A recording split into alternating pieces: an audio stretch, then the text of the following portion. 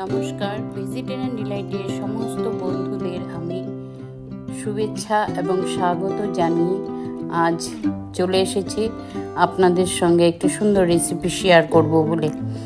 আজ আমি তৈরি করছি হচ্ছে tiffin box lunch box recipe. যারা ব্যাচেলার বা স্টুডেন্ট তাদের জন্য একটা সুন্দর রেসিপি নিয়ে এসেছি। রাইস পোলাও আমি এখানে ইউজ করেছি পনির, ফুলকপি কিছু আর ড্রাই ফ্রুটস। আপনারা চাইলে এখানে সবজি আরও কিছু বাড়িয়ে কমিয়ে দিতে পারেন, গাজর, বিনস, ক্যাপসিকাম। আমি এগুলো কিছু দেইনি, সাধারণ সিম্পলের মধ্যেই করেছি। তো আমি সবজিগুলোকে কেটে ধুয়ে পরিষ্কার করে নিয়েছি, একটু ফ্রাই করে নিয়েছি, পনিরটাকেও ভেজে তুলে ড্রাই ফ্রুটসকেও ভেজে নিয়েছি। আর এখানে নিয়েছি আমি যে গোবিন্দভোগ চাল 300 গ্রাম। এখানে হাফ টিস্পুন দিয়েছি আদা পেস্ট, কাঁচা লঙ্কা পেস্ট দিয়েছি, নুন, হলুদ সামান্য, কাশ্মীরি লঙ্কা, ঘি দিয়েছি 1 চামচ, একটু মিষ্টি সামান্য, আর দিয়েছি গরম মশলার গুঁড়ো আর জিরের গুঁড়ো দিয়ে সব সুন্দর করে হাত দিয়ে আমি আলতো করে মেখে নিয়েছি। আর এই চালটাকে আমি আধ ঘন্টা মতো ভিজিয়ে রেখেছিলাম ধুয়ে, তারপর একটু জলটা ঝারিয়ে রেখেছিলাম। তারপর এখন আমি চলে যাব হচ্ছে একটা ফ্রাই প্যান বসিয়ে দেব।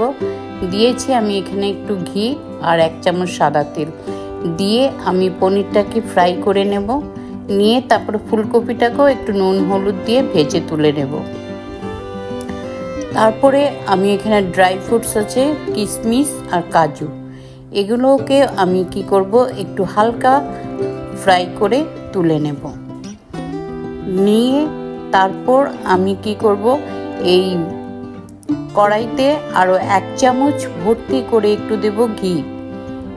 ঘিটা দিয়ে ঘিটা যতক্ষণ পর্যন্ত মেল্ট হবে, গরম হবে, তারপর আমি এখানে একটা তেজপাতা দেব একটু শাহি জিরে হাফ টিস্পুন দিয়ে, তারপর এখানে আমি গোটা গরম মশলার অন্য কিছুই দেব না, সিম্পলের মধ্যেই করছি, তাই একটু দেব তেজপাতা আর শাহি জিরে দিয়ে, তারপর ফোড়নটা একটু গরম হবে, তারপর দিয়ে দেব আমি এখানে চাল মেখে রাখা, যে সমস্ত মশলা ঘি দিয়ে আমি চালটাকে যে মেখে রেখেছিলাম সেই চালটা দিয়ে আমি একটু হালকা লো টু মিডিয়ামে বেশ 5 থেকে 7 মিনিট আমি এটাকে একটু ফ্রাই করে নেব ভালো করে।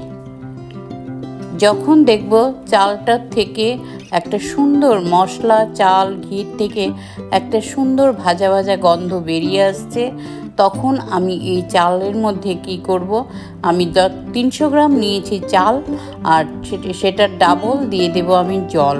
এই জলটা প্রায় 550 থেকে 600 মিলিলিটার দিয়ে দেব জল। আর জলটা আমি পুরো গরম করে তারপরেই দেব, ঠান্ডা জল দেব না। জলটা দিয়ে আমি আবার সব কিছু সুন্দর করে ভালো করে নাড়ব। তারপর ড্রাই ফ্রুটস, পনির এবং ফুলকপিটাও এটার মধ্যে দিয়ে দেব আবারও হাফ টিস্পুন একটু চিনি দেব, গরম মশলার গুঁড়ো একটু দিয়ে, আর 2টো চিরা লঙ্কা আমি এখানে দিয়ে দেব। দিয়ে আবার সুন্দর করে একটু নাড়ব, নেড়ে আমি এটাকে ঢেকে দেব। প্রথমে 5 মিনিটের মতো ফ্লেমটাকে একটু হাই রাখবো ঢেকে, তারপর 5 মিনিট পরে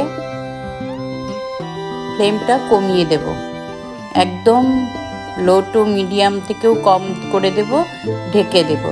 এটা আস্তে আস্তে হতে থাকবে। তারপর 10 থেকে 12 মিনিট পরে এসে আমি ঢাকাটা খুলবো। জলটা দেখুন আমার পুরো শুকিয়ে গেছে, ভাতটা পুরো ঝরঝরা হয়ে গেছে। আর এখানে যেটুকু জল একটু আছে সেটাও আমি কি করব, গ্যাসটা বন্ধ করে দেব, দিয়ে আরও একটু ঢেকে রেখে দেব খানিকক্ষণ, 5 মিনিটের মতো স্ট্যান্ডিং টাইমে রেখে দেব। তারপর আমি এটা উঠাবো, দেখো পুরো ঝরঝরে হয়ে গেছে। তো এই রাইস পোলাওটা খুব সিম্পলভাবে, সাধারণভাবে এইভাবে টিফিন বক্স, লাঞ্চ বক্সের জন্য তৈরি করা নিয়ে যেতে পারে, আর নিজেরাও ঘরে তৈরি করে এভাবে খাওয়া যেতে পারে। তো বন্ধুরা, আমার এটা পুরো রেডি টু সার্ভ, পরিবেশন করার জন্য। এখন আমি প্লেটিং করে নেব। তো আপনারা ভালো থাকবেন, সুস্থ থাকবেন, আনন্দ থাকবেন। আর রেসিপিটি দেখে যদি অবশ্যই আপনাদের ভালো লেগে থাকে তাইলে একটা লাইক, শেয়ার এবং কমেন্ট করবেন। আর এইভাবেই আপনারা পাশে থাকবেন। প্রথম থেকে শেষ পর্যন্ত ভিডিওটি দেখার জন্য আপনাদের অসংখ্য ধন্যবাদ। Thank you.